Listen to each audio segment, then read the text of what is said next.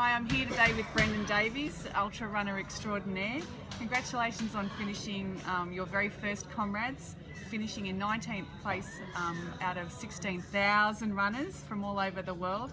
That's pretty amazing, and we were watching the race the whole time and we're all blown away. How is the body feeling after the race now? It's a couple of weeks down. Yeah, body feels good. I recover pretty quick normally, and it wasn't any different this time. Yeah, a couple of days after I was sore, but back doing some running already, just jogging around, and I always believe getting out, being active after a big race is the best way to recover. So not stressing my body out in any intense kind of training, but just rolling the legs over. So yeah, body's feeling good, ready to start a new training block shortly.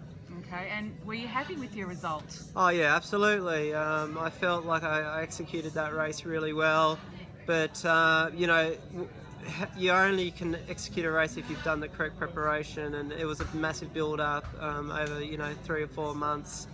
So it all came together on that day, and I executed well, and yeah, stoked with the result. My kind of goal was to get under 6 hours, and I did that. And the place I have really no control over, so yeah, top 20 is a really good bonus to get as well. Yeah. So what was your official finishing time? 5 hours 53 minutes and 55 seconds. And that got me 19th, which also placed me in a pretty kind of rare club.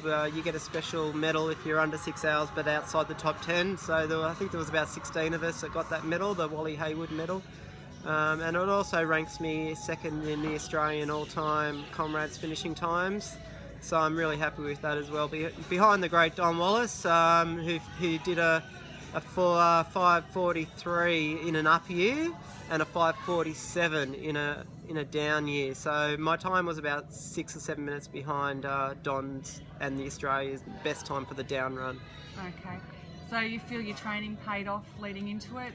Oh, absolutely. There's always that feeling when you do a big A race that you could have done more, and I really didn't feel that before Comrades. I really felt like I'd pretty much done as much as I could, and I was really disciplined about my training in this lead up. I was really strict with myself, and I also spent a lot more time focusing on the little 1%ers, which of course all added up to a great performance on the day as well. So yeah, the training was good and solid, consistent, injury free, which is important too. Okay, that leads into my next question.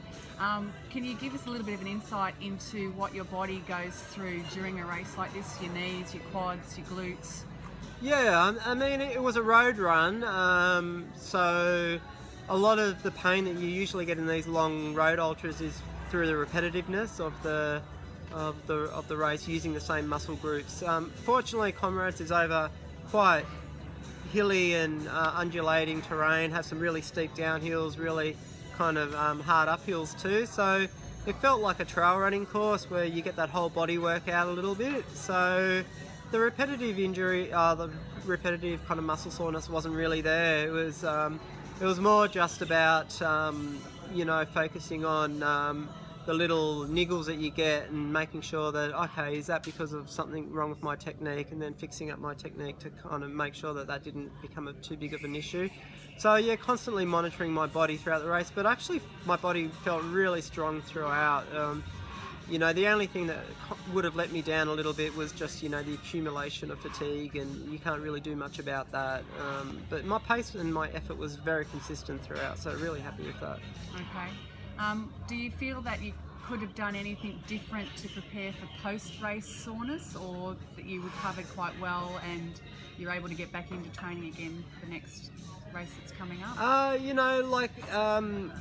Your soreness from a race isn't really a result of the actual race. It's a result of the preparation you've done for that race. So if you haven't conditioned your body enough, or specifically for the course, then you're going to feel a lot sore after a race. So I, spent a lot of time in preparation, conditioning my body for the downhills, conditioning my quads. The whole reason I did the Pace 22 at the UTA was to condition my quads, give them a good belting, and then the regrowth that forms is a lot stronger. So I felt on the day like my body was the strongest it's ever felt. Post race, I felt sore, but there was no like injury soreness. It was just your regular kind of I've run 90 kilometres pretty hard soreness, and that the next day and the 3 days after I felt I was great. So that told me that I conditioned my body really well for the race. So with the qualifying time coming under 6 hours, that gives you an entry into next year's race? Oh yeah. So I would have qualified, into the race. I get into that to the A seeded section anyway because of my marathon qualifying time. But what it will give me now is a bit of bargaining power to go to one of the international teams, and I can then say, look, I'll represent you guys on the day if you can support me in some way. It might be through accommodation or something like that they can offer. And I'll also get into the seeded kind of category, which means that I'll get right on the start line instead of a couple of rows back, which doesn't really mean much on the day, but it's a nice recognition. Yeah. So with going back next year, would you do anything different with your prep? Would you use the Ultra G more, or can you see benefits using the Ultra G for the uphill running next year? Yeah, there's still a lot of downhill in the up run as well. It's probably 800 metres of difference. So this year it was 1,800 metres down, 1,000 metres up. Obviously next year it'll be swapped around. So what I will do differently is probably give a bit more focus on my uphill strength work. So I'll be doing a lot more hill work, a few more strength sessions on my own at home, like making sure my legs are stronger for the more uphill kind of course. But also with the Ultra G, what I found that provided was a good opportunity to do extra miles without getting much impact soreness, which is really important because obviously I have to do a high volume, 160 to 200 kilometres a week. So if I can do 40 kilometres a week on the Ultra G without getting much muscle soreness, but I'm still getting the cardio benefits, and I kind of see that as free training almost. The body's not being impacted too much. But the other benefit I got from the Ultra G, which I really want to explore more, is the turnover of my legs, the cadence I was able to hit for a longer sustained period of time on the Ultra G. That was interesting because I was doing 3-minute kilometres on the Ultra G for like 5 to 10 to 15 minutes continuously, and usually I can only sustain that pace and that leg turnover for a minute or two. So it just goes to show if you take a little bit of weight off your legs, it can really help with your cadence and your leg turnover. So my speed is being increased, if you like. So yeah, I'm really keen to keep working on the Ultra G and exploring how that can benefit me in my running in general, not just for Comrades. So with using the Ultra G, would you increase the incline and run like those same speeds but at a higher incline? Yeah, that could be something I would do. Yeah, definitely put on a bit of an incline and try and work those uphills a lot quicker, and hopefully it'll trick the brain, if anything, into thinking, well, I can still maintain a speed up a hill, and so when I'm out on the course or on the road training, the muscle memory's there, and I'll just naturally try to attack those hills a bit quicker. Be interesting to see if it will improve my uphill running pace. So yeah, I'm keen to explore that.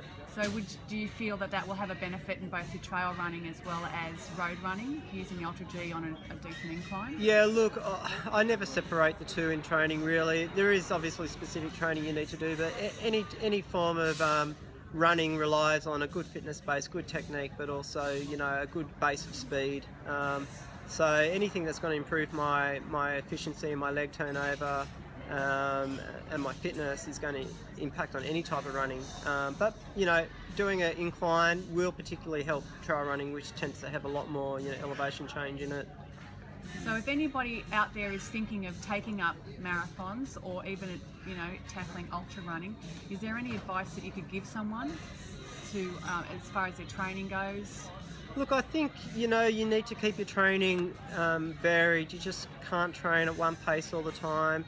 Variety is the key in training, so you obviously need your sessions that will build your aerobic base, but you need your sessions that will improve your speed. But you need to be careful how you do it. You just can't chuck it all in together and do it all at once unless you're a seasoned athlete. So if you're starting out, you need to obviously build a bit of an aerobic base before you start tackling sessions that involve speed and intensity. I always think hill sessions are good no matter what type of running you're doing, trail running or road running. Hill sessions are like the key sessions for me because they improve your speed, your strength, your economy, and a good mental toughness is developed, which is a massive part of distance running. So yeah, you just got to keep it varied and don't jump too soon to the really long races.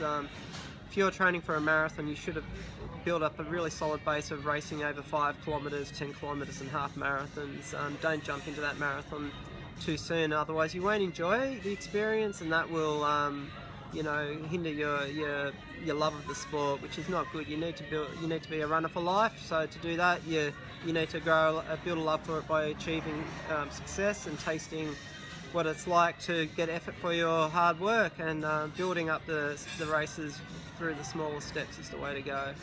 Okay. Yeah. Thank you very much, Brendan, for your time today, and good luck with next year's Comrades. Thanks, Fee. Thank you.